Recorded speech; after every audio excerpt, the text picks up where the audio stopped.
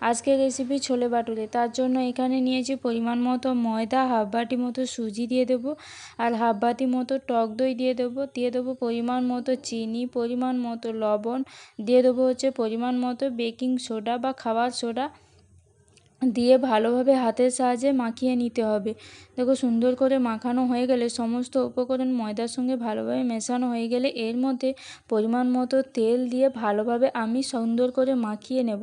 মাখানো হয়ে গেলে অল্প অল্প করে জল দিয়ে আমি আবারও একটা সুন্দর করে মাখিয়ে ডো বানিয়ে তোমাকে আধ ঘন্টা মতো রেখে দিতে হবে। এইভাবে সাদা তেল লাগিয়ে ডোটার মধ্যে সুন্দর করে আধ ঘন্টা মতো রেখে দিতে হবে। তারপর আধ ঘন্টা পর তোমাকে ঠেসে ঠেসে এটাকে ভালোভাবে মিনিট 5 মতো এটাকে মাখতে হবে। সুন্দর করে মাখা হয়ে গেলে এবার একটু বড়ো সাইজের ডো এখান থেকে নিয়ে গোল গোল করে আমি এইভাবে লেচি কেটে সুন্দর করে তেল লাগিয়ে এইভাবে সুন্দর করে বেলে নেব। বেশ কয়েকটা আমি সুন্দর করে এইভাবে গোল করে বা বড়ো সাইজ করে আমি কেটে সুন্দর করে বেলে নিচ্ছি। সুন্দর করে বেলা হয়ে গেলে এবার কড়াইতে সাদা তেল গরম করতে বসিয়ে দেবো। সাদা তেল গরম হয়ে গেলে এইভাবে লেচিগুলো আমি সুন্দর করে বেলে এইভাবে দিয়ে দেবো। প্রত্যেক কটা দেখো সুন্দর করে ফুলে যাবে। এইভাবে সুন্দর করে ফোলা হয়ে গেলে তোমরা যে কোনো তরকারির সঙ্গে এটা খেতে পারো।